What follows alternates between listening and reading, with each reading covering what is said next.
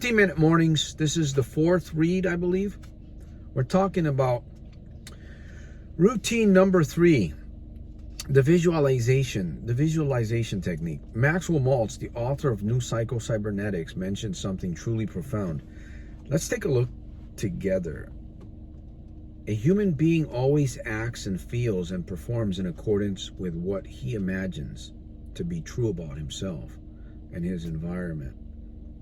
For imagination sets the goal picture, which our automatic mechanism works on. We act or fail to act not because of will, as is so commonly believed, but because of imagination. I'd recommend that you read that again and again until it sticks with you before we discuss how to perform the visualization technique. Let's break Maxwell's words down. For imagination sets the goal picture, which our automatic mechanism works on. We act or fail to act not because of will, as is so commonly believed, but because of imagination. The first thing here is that we act, feel, perform according to our imagination and what we believe to be true about us and our environment. Another thing is that our actions most of the time are driven by the mental picture in our mind. Pardon me. Santos loves calling it a mental movie in the IMAX theater of your mind. IMAX. High definition. Sometimes in our minds, we need to see things in high definition. Sometimes there's a time where we really need to see something in high definition.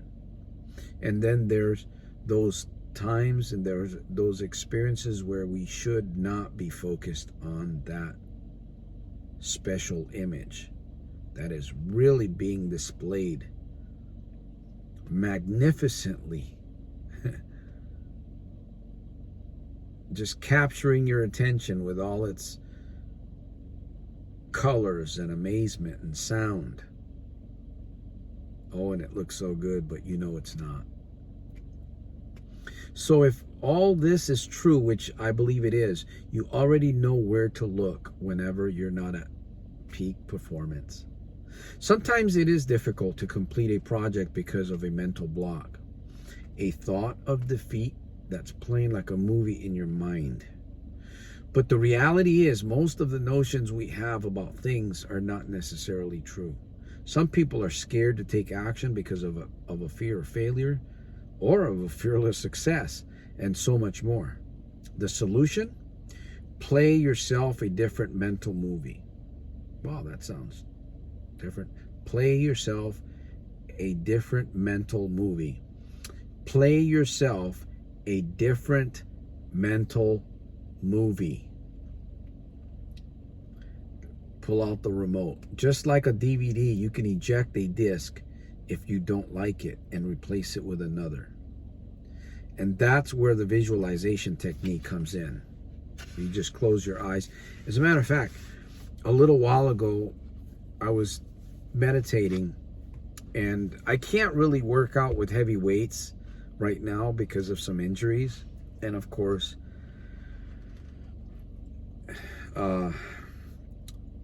3 discs in my lower back that I contend with on a daily basis. Yes, it's very painful at times, but I was doing a workout in my mind, and I was going through the motions physically. So I was using my mind in a dark room. I was visualizing the weight, the motion, exactly how I used to do it right on a bench in my mind. And as I was standing, or you could do this laying down with no weights at all, I was physically following the image of my mind. And little did you know, it works every time. You get a really good pump from it. You get a really good pump. The power of mind-mouth power congruency. is a very, very special gift that you have. You can choose to take advantage of it if you want to. Let's get back to reading before I lose track of where I was here. Let me see. Okay. Once you're able, sometimes it could be a fear of failure or a mental movie about the people that will be disappointed if we don't achieve our goal. Let me see. Wait a minute. Okay. Visualization can help us remove the bad pictures that are causing mental blocks in our mind and replace them with a new one. The best way I practice visualization is to close my eyes in a quiet place with not too much light and use my imagination to think about experiences, challenges, and problems. The key is to think solution. Think solution. A lot of experts make this process quite complicated, but I'll try to make it as simple as I possibly can. You can pretty much practice visualization in whatever way that's best for you, either lying down on your sofa or bed or sitting down in a quiet place with dim light as I do. What's most important is that you take that quiet moment and go into your mind to figure out stuff. Your mind is like a laboratory. As I mentioned, I love to look at my mind as an IMAX theater. You know, the more that you focus, the more that you spend time meditating in a dark room before the sun comes up with your eyes closed, you're gonna go deeper and deeper into a more profound transformation. And what I have found is that it's easier. It is life becomes a lot easier. I combine that with mirror talks, with self-talk, with video therapy, with journaling. And of course, as you give, as you share with other people, and as you meet with other people, and as you coach with other people, you transform. Because it's impossible for you to give, and share and not get, it's impossible. It's impossible. That's the blessing about serving.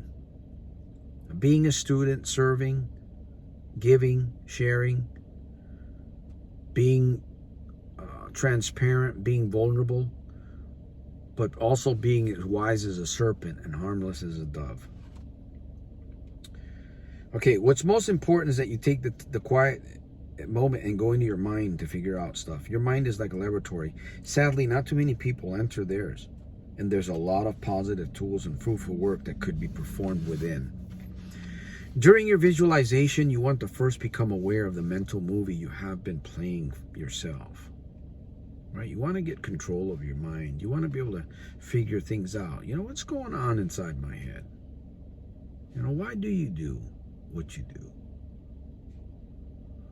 Why do I do? What makes us? What compels us? What motivates us to do what we do? Why do you believe the way you believe? Have you often imagined yourself relaxing or having fun when you need to be working? Pleasure is good, but most of the time, the right pleasure just distracts us, right? What was I thinking there? Sometimes it could be a fear of failure or a mental movie about the people that will be disappointed if we don't achieve our goal. Once you're able to capture those wrong notions, it's time to delete them and replace them with better mental pictures. Again, you can role play. You can see yourself like going through a tunnel. You can play games with yourself. You can see yourself going through a tunnel or like a cave, going in one way, feeling and thinking one way. And then as you go through the tunnel, you know, you're prepared. You are wise. You are strong. You know that this is part of the journey. Yeah, there's a little bit of the unknown, but you're confident in yourself that you can get through this tunnel. And you come out the other side, letting go, trimming the fat, like they say, letting go of stuff that you don't need in your life, that you recognize, I don't really need this anymore. I don't know why I've been holding on to this for so long. We carry luggage. We have a Samsonite luggage, a beautiful Samsonite luggage that we carry with us. And if we open it up, we find dirty laundry in there. We got to continually open up and get rid of it. Maybe carry a new one, or maybe carry nothing at all. And like they say, live lightly, walk lightly, if that makes sense. We don't want things bogging us down, holding us down. We don't want to feel like lead. All right. You want to start picturing your goals and see yourself solving those challenges you thought you couldn't solve. Where do you want to be in the next couple of weeks, the next year? Picture this. How much money do you want to earn? How do you want to barter for what you're going to get? You got to work your steel, my friend. Like they say, you got to work the steel, man. What are the things you can do to earn that money? Napoleon Hill talks about that. What are you going to give in service for what you feel is going to be given back to you in return? When you step into the spotlight by playing a better mental movie, everything changes for you. You'll notice that you're happy and excited about taking action on your goal. A major key is repetition. The more you practice, the easier it gets. The more loot you find. Loot equals treasure, because you're no longer reflecting on the wrong things, but reflecting on the right things, and you can practice this 5 minutes, 10 minutes, or the entire 15 minutes during your Breakfast of Champions time. It's as simple as that. Routine cardio. Getting up in the morning. Boy, there's still quite a few more pages to this book. All right, we're gonna go into another part here. The next one will be routine cardio. Getting up in the morning and get your body in the shape. Okay, so we will see you at the top on the inside on my very next one. Thank you for reading along. Thank you for supporting this mission. Thank you for a thumbs up. Thank you for leaving a comment, for sharing. If you haven't gotten the book, get the book. Support the mission. Support me. Root for the underdog. Cheer. And what else? If you're serious about really changing your life, I'm willing to send you a free copy of the Little Red Book. Where is the Little Red Book? It's an e-version copy. You just got to send me your email or sign up for the email subscription program below at soldiersofselfmastery.com. I'll see you at the top on the inside of my very next one, my friend. Making every day super fantastic, terrific, and over the top in spite of and because of, my friend. Yes, I will slow down on the coffee next time. It makes me jittery.